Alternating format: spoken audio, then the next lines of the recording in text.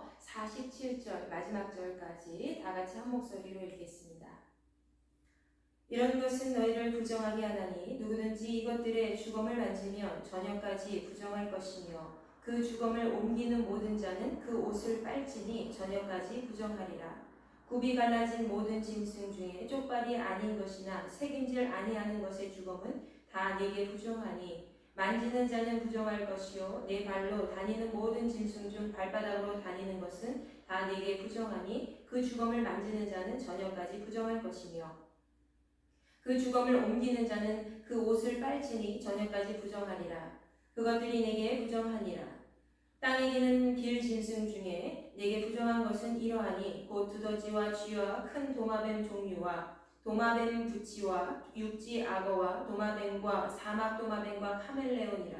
모든 기는 것 중 이것들은 내게 부정하니 그 주검을 만지는 모든 자는 저녁까지 부정할 것이며 이런 것 중 어떤 것의 주검이 나무 그릇에든지 의복에든지 가죽에든지 자루에든지 무엇에 쓰는 그릇에든지 떨어지면 부정하여지리니 물에 담그라. 저녁까지 부정하다가 정할 것이며 그것 중 어떤 것이 어느 질그릇에 떨어지면 그 속에 있는 것이 다 부정하여지나니 너는 그 그릇을 깨뜨리라.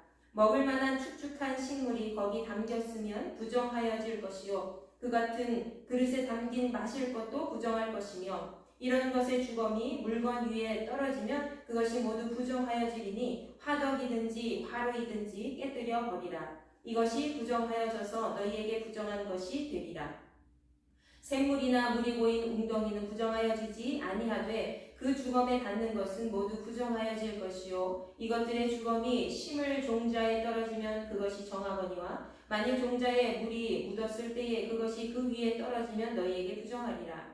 너희가 먹을 만한 짐승이 죽은 때에 그 주검을 만지는 자는 저녁까지 부정할 것이며 그것을 먹는 자는 그 옷을 빨 것이요 저녁까지 부정할 것이며 그 주검을 옮기는 자도 그의 옷을 빨 것이요 저녁까지 부정하리라. 땅에 기어 다니는 모든 길 짐승은 가증한즉 먹지 못할지니 곧 땅에 기어 다니는 모든 기는 것 중에 배로 밀어 다니는 것이나 네 배로 다니는 것이나 여러 발을 가진 것이라. 너희가 먹지 말지니 이것들은 가증함이니라. 너희는 기는 바 기어다니는 것 때문에 자기를 가증하게 되게 하지 말며 또한 그것 때문에 스스로 더럽혀 부정하게 되게 하지 말라.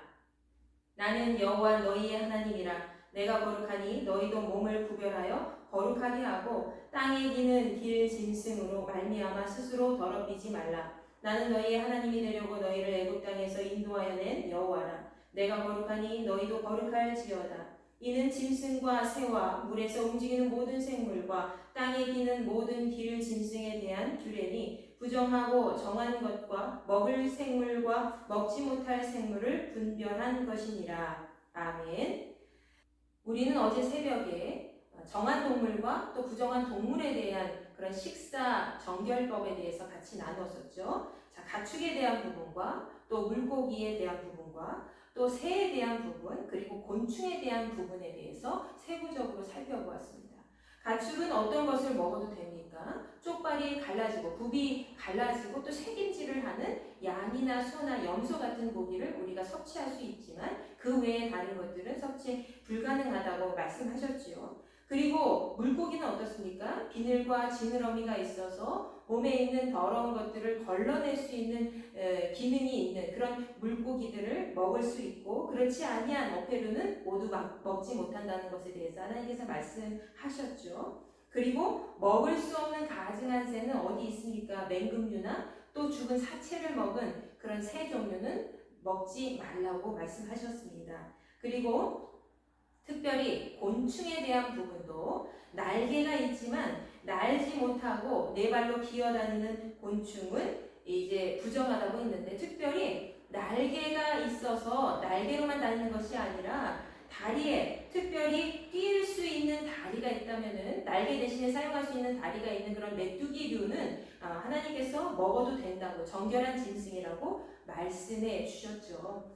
자, 오늘 말씀은 어제 새벽 말씀과 연결되는 부분이죠. 바로 일상생활 속에서 우리가 지켜야 되는 그런 정결법에 대해서 말씀하고 계십니다.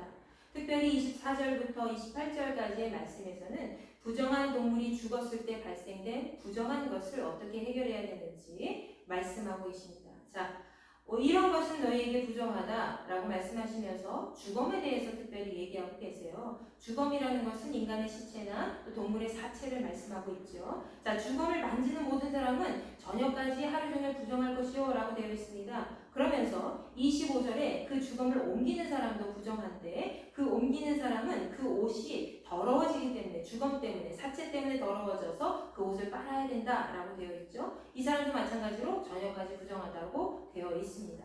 26절부터 28절까지의 말씀에도 반복적으로 지금 말씀하고 계세요. 굽이 갈라진 짐승 중에 쪽발이 아닌 것이나 아니면 책임질하지 아니한 짐승이 죽었다면 그 죽은 시체를 만진 모든 사람은 부정하게 될 것이고, 그리고 그 시체를 옮기는 사람도 부정하게 될 것이고, 또 네 발로 다니는 짐승 중에 발바닥으로 다니는 짐승, 즉 땅과 닿는 면적이 많은 그 짐승 중에는 모든 것이 다 부정한 것이다 라고 말씀하고 있죠. 특별히 이 짐승들을 다 만지게 되면은 그 사람은 저녁까지 부정하게 되고, 그 주검을 옮기는 사람도 저녁까지 부정하게 되기 때문에 그 옷을 반드시 빨아야 된다는 것에 대해서 정결법을 말씀하고 있습니다. 자, 오늘 또 29절부터 38절까지의 말씀에서는 기어다니는 길 짐승의 죽음으로 발생된 부정에 대해서 설명하고 있습니다. 자, 땅에 기어다니는 길 짐승 뭐가 있을까요? 대표적으로 뱀 종류가 있겠죠. 도마뱀이나 뱀이나 또 두더지 같은 땅바닥과 접해서 살아가는 모든 짐승들을 의미합니다. 땅에 있는 더러운 것이 그들의 몸에 묻고 또 더러운 기생충과 또 여러 가지 바이러스 같은 것들이 있기 때문에 그 모든 짐승을 먹는 것 자체가 부정한 것이고, 또 그들의 시체, 사체를 이제 접하게 되면 그 사람 자체도 하루 종일 부정하다라고 되어 있습니다. 특별히 이 사체가 어디에 떨어지게 되면 주검이 그 나무 그릇이나 아니면 의복에든지 아니면 가죽에든지 묻게 된다면, 그릇에 떨어지게 되면 모든 것이 부정하게 된다고 32절 말씀에 되어 있습니다. 그런데 여러분 주목할 것은 또 33절 말씀인데요. 33절 말씀에서는 특별히 이 부정한 짐승의 사체가 질그릇에 떨어지게 될 경우에는 그 속까지 다 더러워진다고 되어 있어요. 질그릇은 뭐죠? 바로 숨쉬는 토기를 의미하죠. 부정한 것이 속까지 다 배어있기 때문에 그 토기 그릇을 깨뜨려 버려라 라고 되어 있습니다.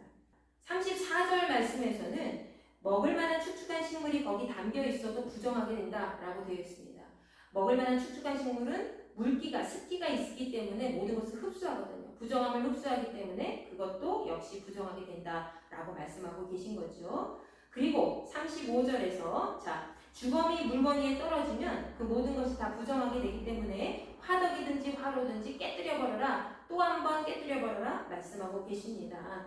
여러분, 그리고 36절과 37절 말씀 한번 보십시오. 여기서는 샘물이나 물이 고인 웅덩이는 부정하여지지 않고, 또 주검이 심을 종자에 떨어져도, 그 사체가 떨어져도 그것은 정하다라고 했습니다. 이 말씀은 무엇입니까? 물이 끊임없이 공급되는 샘물이나 아니면 계속 먼저 발화되지 않은 단단한 그런 씨앗에 떨어지는 것은 그 부정함이 침투되지 않기 때문에 그것은 부정하지 않고 정한 상태로 유지될 수 있다라는 말씀을 하고 계신 거죠. 자, 그리고 38절 말씀에 만일 종자에 물이 묻었을 때 그것이 그 위에 떨어지면 너희에게 부정하다. 종자에 물이 묻으면 어떻게 되죠? 그 물기로 인해서 종자가 물러지기 때문에 그 종자까지도 더러워질 수 있어서 부정하다는 것을 의미하고 있는 것입니다.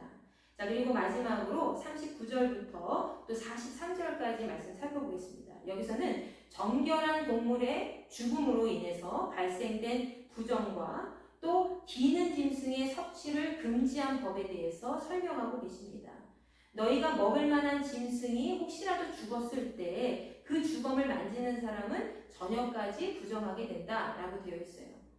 우리가 먹어도 되는 짐승이 죽었을 때 만지는 것은 괜찮지 않나요? 라고 생각하실 수 있어요. 그러나 하나님께서는 죽은 모든 사체는 부정하게 취급을 하셨습니다. 그래서 먹어도 되는 음식도 잠시 기다렸다가 저녁까지 부정하기 때문에 그것을 먹는 자는 그 옷을 다 빨고 저녁까지 기다렸다가 그 주검을 옮기고 또 빨고 저녁까지 기다렸다가 섭취할 수 있다는 것이죠. 그리고 41절 말씀 보시면 땅에 기어다니는 모든 길 짐승은 가증한 것이다 라고 되어 있습니다. 그래서 절대로 섭취하면 안 되는 것이라 되어 있는데, 땅에 기어다니는 모든 짐승들은 바로 배로 기어다니거나 아니면 땅에서 생활하는 모든 짐승이 되겠죠. 그래서 땅이 그들의 생활 터전이 되기 때문에 더러운 모든 것들이 그들의 몸과 또 육신을 더럽힐 수 있기 때문에 가증한 것이다, 또 부정하다라고 말씀하셨습니다.